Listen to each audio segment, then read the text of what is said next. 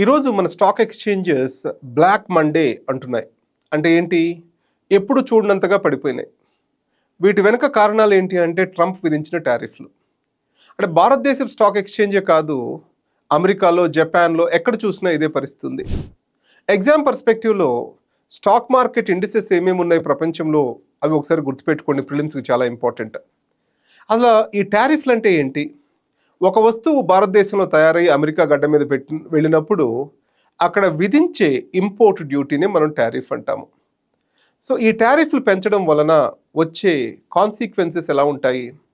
మొదటి గుర్తుపెట్టుకోండి, America tariffs ఇవ్వగానే చైనా కూడా టారిఫ్స్ రెసిప్రొకేట్ చేయడం జరిగింది. దాంతో వస్తువుల ధరలు విపరీతంగా పెరిగిపోతాయి.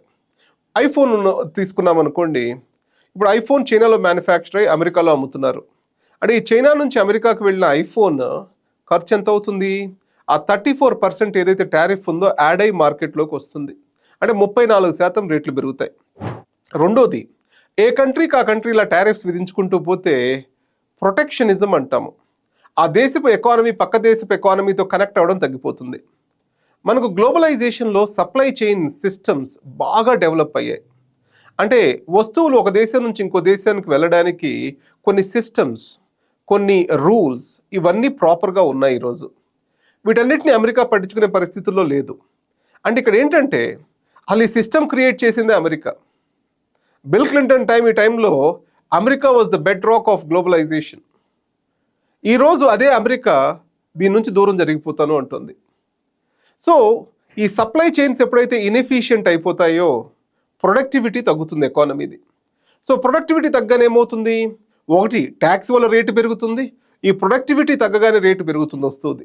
అంటే 100 రూపాయలు వస్తువు 150 రూపాయలకి అవైలబుల్ ఉంటుంది. ఎప్పుడైతే 150 రూపాయలు అవుతుందో కన్జ్యూమర్ డిమాండ్కి ఏమవుతుంది? డిమాండ్ డ్రాస్టిక్గా పడిపోతుంది. సో కన్జ్యూమర్ డిమాండ్ పడిపోగానే కంపెనీలు ఏం చేస్తాయి? ఎక్కువ ప్రొడ్యూస్ చేస్తాయా, తక్కువ ప్రొడ్యూస్ చేస్తాయా? They start producing less. వస్తువులు ఎప్పుడైతే తక్కువ ప్రొడ్యూస్ చేస్తామో అప్పుడు జీడిపి ఏమవుతుంది? ఎకనామిక్ గ్రోత్ ఏమవుతుంది? పడిపోతుంది. ఇలా 2 కాన్సిక్యూటివ్ టర్మ్స్ ఎకనామిక్ గ్రోత్ కానీ పడిపోతే 2 క్వార్టర్స్లో దాన్నే మనము రెసెషన్ అంటాము.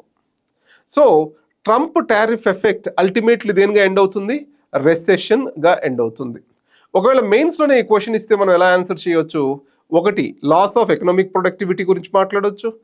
రెండోది వచ్చేసరికి ఇన్ఫ్లేషన్ ఎప్పుడైతే జీడిపి లాస్ అవుతుందో దట్ లీడ్స్ టు అన్ఎంప్లాయ్మెంట్. ఇవన్నీ కూడా దీని కాన్సిక్వెన్సెస్ అవుతాయి. మరి ట్రంప్ ఇలా ఎందుకు చేస్తున్నట్లు? ఆయన ఉద్దేశం ఏంటంటే most of the American companies బయట ప్రొడ్యూస్ చేసి అమెరికాని మార్కెట్గా వాడుకుంటున్నాయి. ఈ క్రమంలో హోండా కార్లు తీసుకున్నాం అనుకోండి, హోండా కార్లు అమెరికాలో డామినేట్ చేస్తున్నాయి ఫోర్డ్ కార్ల కంటే. సో అమెరికాలోనే మ్యానుఫ్యాక్చరింగ్ సెటప్ పెట్టి అమెరికన్ కంపెనీస్ని ప్రోత్సహిస్తాను. ఎందుకు అంటే అమెరికన్ ప్రొడక్ట్స్ ఈ బయట నుంచి వచ్చే వాటితో కంపీట్ చేయలేకపోతున్నాయి. అవి చీప్ లేబరు, చీప్ క్యాపిటల్తో వర్క్ చేస్తున్నాయి. ఇలా ఆయన కొన్ని అపోహలు ఉన్నాయి. కానీ ఇక్కడ అర్థం చేసుకోవాల్సింది ఏంటంటే అమెరికా మీరు గుర్తు చేసుకుంటే కోవిడ్ టైంలో క్లోజ్ టు $4 ట్రిలియన్ ప్రింట్ చేసింది. అమెరికా అనేది ఒక కన్జ్యూమర్ ఎకానమీ. సో అమెరికా యొక్క బలం కూడా ఆ కన్స్యూమర్ ఎకానమీలోనే ఉంది. అండ్ రెండోది, ఈ టారిఫ్లు విధించడానికి వాడిన తీరు కూడా చాలా అభ్యంతరకరం. ఎలానో చెప్తాను. సో ట్రేడ్ డెఫిసిట్ ఇండియాకి అమెరికాకి ఎంత ఉంది? సో 54% ఉంది. 54% by 2, 27% are the tariffs. So ఇలా ఒక కొండ క్యాలిక్యులేషన్స్ ద్వారా ఇది చేయడం జరిగింది. ఇదంతా ఒక తిక్కల పద్ధతి. దీంతో మార్కెట్స్ అన్నీ ఒక భయంలోకి వెళ్ళిపోయి క్రాష్ అవ్వడం మొదలయ్యాయి.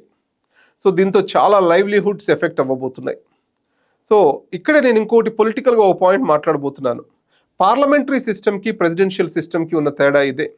పార్లమెంటరీ సిస్టంలో పార్లమెంట్ ఎవ్రీ యాక్షన్ని క్వశ్చన్ చేసే అధికారం ఉంటుంది. అదే ప్రెసిడెన్షియల్ సిస్టంలోకి వచ్చేసరికి అథారిటేరియన్ సిస్టమ్గా మారడానికి అవకాశాలు చాలా ఎక్కువ ఉంటాయి. సో మన కాన్స్టిట్యూషనల్ ఫాదర్స్ ఎప్పుడైతే దీని గురించి మాట్లాడారో వాళ్ళు ఏమన్నారంటే డెసిషన్ మేకింగ్ స్లో అయినా పర్లేదు, మాకు పార్లమెంటరీ సిస్టమే కావాలి. పార్లమెంటరీ సిస్టంలో అకౌంటబిలిటీ, జవాబుదారీతనం ఎక్కువ ఉంటుంది, ఇలాంటి తెంపరితనం ఉండదు అని మన కాన్స్టిట్యూషనల్ ఫాదర్స్ చెప్పడం జరిగింది. సో ఇది ఈరోజు విషయ అవగాహన మీకోసం. Thank you.